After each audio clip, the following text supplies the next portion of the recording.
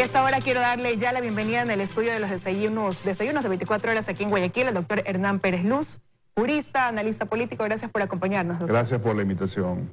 Bueno, se cumple prácticamente una semana desde que inició esta audiencia de juicio por cohecho contra 21 personas, entre esas el expresidente Rafael Correa.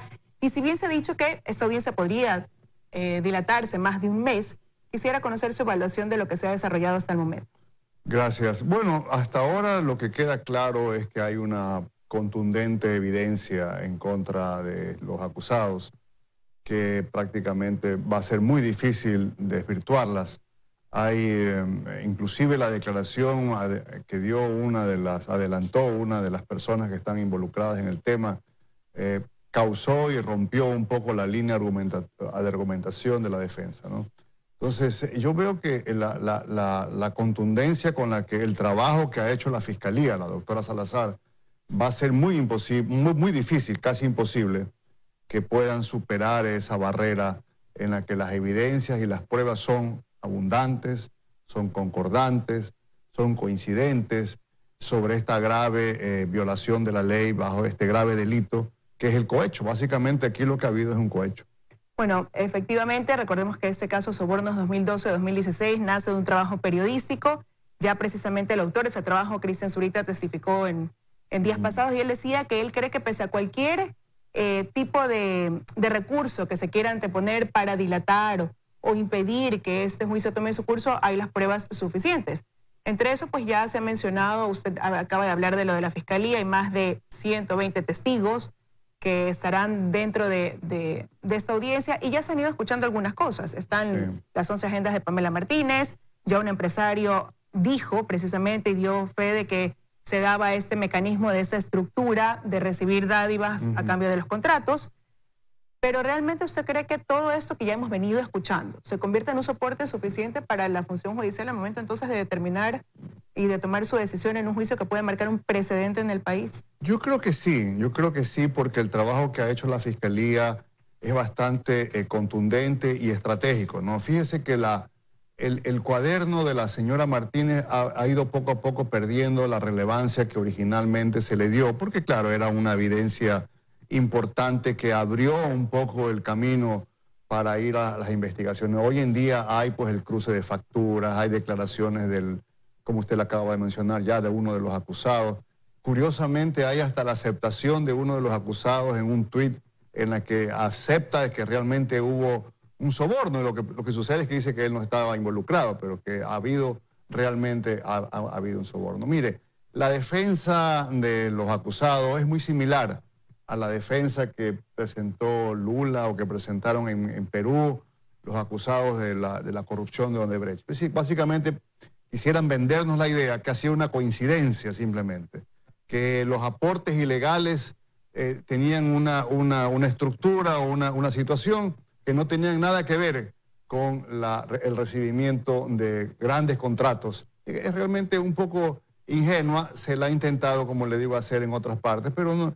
Es evidente que aquí hubo una organización criminal dedicada a una estructura de soborno bastante compleja, pero está ahí, ¿no? Es un ejemplo más de la gravísima corrupción que tenemos en el país. Bueno, y así lo ha calificado de la fiscal, ¿no? Una estructura criminal, este modus operandi de, como digo, recibir estas aportaciones a cambio de contratos. Pero yo le reiteraba esta pregunta de lo de las pruebas, si serían suficientes o no, porque también dentro del proceso han sido cuestionadas.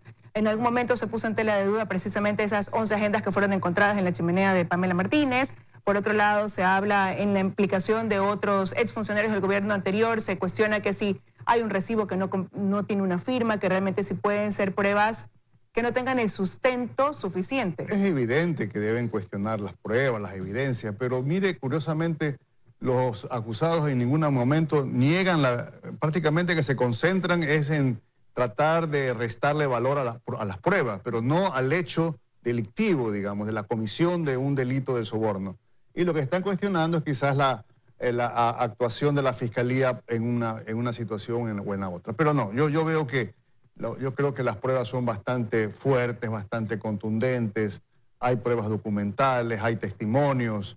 Va a ser muy difícil realmente que un tribunal de justicia independiente piense que ahí simplemente hubo o una violación administrativa a la ley electoral, básicamente, o que ha sido una feliz coincidencia de que mientras se aportaban a las campañas ilegalmente, se recibían contratos a cambio. Ese básicamente es un argumento que, como le digo, no es nuevo. En este tipo de organización criminal se lo ha esgrimido en otras ocasiones y básicamente eso no ha prosperado. Ahora, esta audiencia que se está llevando a cabo, que arrancó el día lunes, se instaló pese a esta acción de recusación interpuesta por Rafael Correa, precisamente contra los jueces que integran ese tribunal, Iván León, Marco Rodríguez e Iván Saquicela. Y, bueno, se los cuestionó, ¿no? Él los ha cuestionado y por eso interpuso esta acción que fue aceptada. Hoy, precisamente, la Corte Nacional tendrá que resolver. ¿Cuál es para usted la intención detrás de presentar esta acción de recusación? Simplemente dilatar el caso, un par de días, 3 días más, dejar sentado que según ellos el tribunal no tiene la independencia y la imparcialidad que se necesita, hacer más noticia, crear un poco de temor en la opinión pública, expectativa, pero es tan débil, tan casi irrisible la argumentación contra los jueces, que yo no veo realmente ahí una fundamentación seria, digamos, de que por qué ese tribunal no puede continuar conociendo de la causa. ¿Usted cree que no prosperaría? No, yo creo que no va a prosperar. Me llamaría mucho la atención que un argumento tan endeble, tan absurdo, traído prácticamente a los pocos días de que se comienza el proceso. Pero, ¿qué ganan ellos dilatando ese tiempo? Se lo pregunto porque lo mismo sucedió con la jueza Daniela Camacho en su momento y eso llevó a dilatar el inicio de esta audiencia de juicio durante algún tiempo. No sé. Si esa es la estrategia, ¿qué podrían ellos ganar al buscar eso?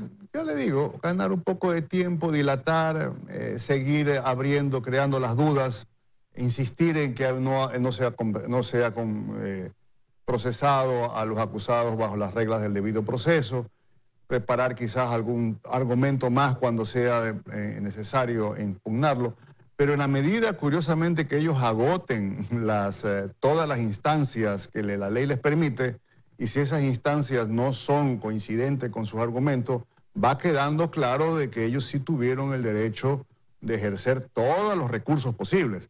Por ejemplo, hubiera sido realmente un poco peligroso, digamos, para la Fiscalía de que los jueces hayan negado la recusación, no hayan querido hacerle caso a esa demanda de recusación. Entonces, o sea, es más bien dejar sentado que han tenido la oportunidad de... Sí, él ha tenido la oportunidad de usar todos los recursos posibles, que no les hayan aceptado es otra cosa. Pero y eso ahí quizás deja entrever entonces que podrían presentar otro tipo de acciones o quizás más recusaciones dentro de este proceso de audiencia de juicio. Bueno, no, la ley limita el número de recusaciones, ¿no? Ya una vez presentada esta y perdida la recusación, el caso tiene que seguir. Yo creo que inclusive a los propios acusados les conviene que ya este tipo de dilatorias no se da, porque si son inocentes, como tanto lo dicen, bueno, que lo demuestren en el proceso, ¿no? Y que puedan superar las contundentes pruebas que existen en el caso que ha construido la doctora Salazar, ¿no? Ahora, una vez que concluye esta audiencia, que como decíamos, se ha estimado que pueda durar 1 mes y medio, según los cálculos, ¿qué vendría después? Bueno, después vendría la sentencia. Yo creo que el tribunal tiene ahí un lapso de tiempo, aunque ya habrá escuchado a los testigos de parte y parte, y de cargo y descargo, y luego tendrá que presentarse la sentencia condenando o absolviendo a los acusados. Y según eso, una sentencia que podría ser también sujeta a una apelación. Bueno, habría un recurso de casación, ya unos recursos pendientes que se podrían imponer en el proceso, sí. Eso se lo pregunto porque ya se han venido escuchando declaraciones como quieren acelerar este proceso, que concluya, que tome su tiempo, pero que concluya quizás antes de que culmine este año, en noviembre, para, según esto, poder impedir la participación política en el proceso electoral del 2021 de algunas de las figuras que están cuestionadas y que podrían tener esa intención de formar parte de las listas para febrero que vayamos nuevamente a las urnas. Es un argumento absurdo, es un argumento que demuestra el cinismo a la que ha llegado esta gente, ¿no? Solamente que destrozaron al país, cometieron delitos como el de secuestro a un asambleísta, persiguieron a la prensa, causaron un daño económico enorme. Es enorme el daño que ha causado se los descubre en una red de corrupción tan grande como la que ha habido ahí, sobreprecios continuamente. Es decir, el país ha perdido como 70.000 millones de dólares en corrupción. Y encima de eso comienzan a argumentarnos que la prontitud con la que tiene que actuar la justicia tiene que ver con un problema de carácter simplemente electoral. Es realmente deplorable este tipo de argumentos y tenemos que los ecuatorianos rechazar. Yo creo que no hay motivo para preocupación. Los señores estos tienen que responder a la justicia al margen de los calendarios electorales, al margen de coincidencias o de pactos que se puedan hacer.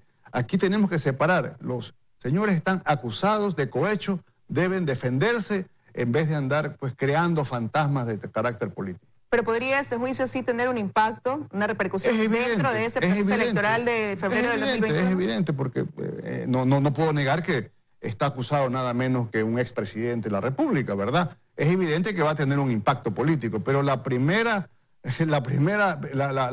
número uno que tenemos que tener en el Ecuador aquí es básicamente que se haga justicia. Ese es el problema que enfrenta los señores acusados, al margen de que si son simpáticos, si son de izquierda, si son de derecha, si son muy populares, que si tienen un partido político, que quieren participar. Eso es otro problema. El problema es que tienen que responder a la justicia y sobre todo devolver el dinero que se llevaron.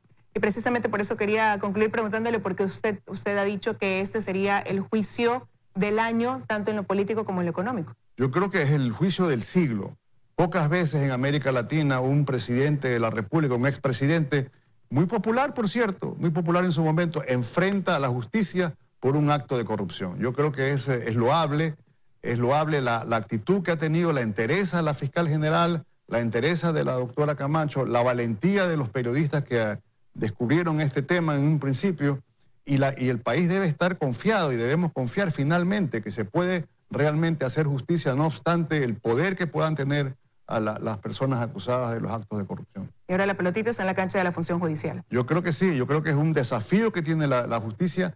La justicia, lamentablemente, en el Ecuador está, creo que a los niveles de aceptación tan más bajos todavía que creo que la función legislativa. Y yo creo que es el momento que dé impulso a los ecuatorianos de que podemos virar la página de uno de los capítulos más funestos que hemos tenido en la historia. Sin duda la atención se centra en este juicio que usted ha dicho podría ser considerado el juicio del siglo. Quiero agradecerle su presencia esta mañana aquí en los desayunos de 24 horas. Gracias por la invitación.